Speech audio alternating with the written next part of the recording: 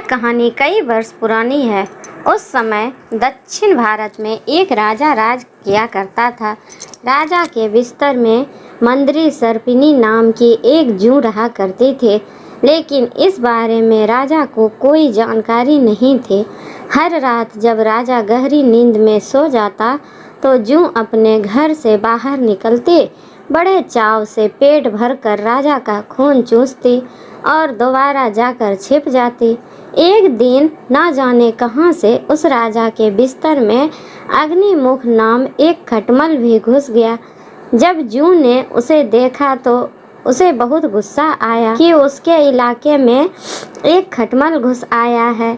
जूं उसके पास गई और उससे तुरंत वापस चले जाने को कहा। इस पर खटमल बोला, अरे जूं बहना, इस तरह का व्यवहार तो कोई अपने दुश्मन के साथ भी नहीं करता। मैं बहुत दूर से आया हूँ और सिर्फ एक रात तुम्हारे घर रुककर आराम करना चाहता हूँ।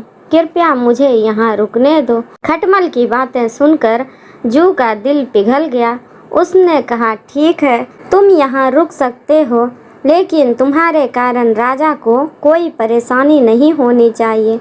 तुम राजा के आसपास भी नहीं जाओगे। जूं बहन, मैं बहुत दूर से आया हूँ और बहुत भूखा हूँ। वैसे भी हर रोज़ कहाँ राजा का मीठा खून पीने का मौका मिलता है।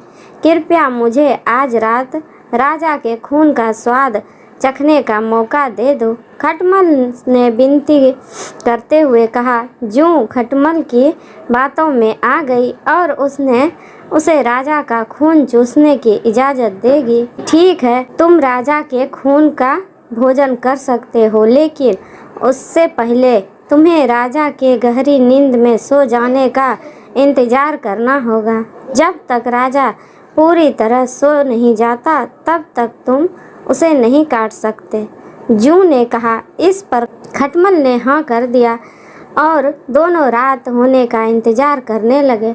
रात होते ही राजा अपने कमरे में आया और सोने की तैयारी करने लगा। राजा का शरीर बहुत तंदुरुस्त था और उसकी तोंद बहुत मोटी थी। यह देखकर खटमल के मुंह में पानी आ गया। जैसे ही राजा बिस्तर पर आकर लेटा, खटमल ने ना आव देखा ना ताव और सीधे जाकर राजा की मोटी तोंद पर जोर से काट लिया और फिर दौड़कर पलंग के नीचे छिप गया। राजा दर्द के मारे चीख उठा और तुरंत अपने सिपाहियों को कमरे में बुला लिया। राजा ने सिपाहियों को आदेश दिया, सिपाहियों, इस बिस्तर में जरूर कोई खटमल या जूं है, उसे तुरंत ढूंढो और मार डालो। राजा ने सिपाहियों के बिस्तर पर ढूंढना शुरू किया तो उन्हें बिस्तर में छिपा जूं मिल गया। उन्होंने तुरंत उस जूं को मार डाला और खटमल बच गया। इस प्रकार खटमल की गलती के कारण बेचारी जूं मारी गई। कहानी की सीख।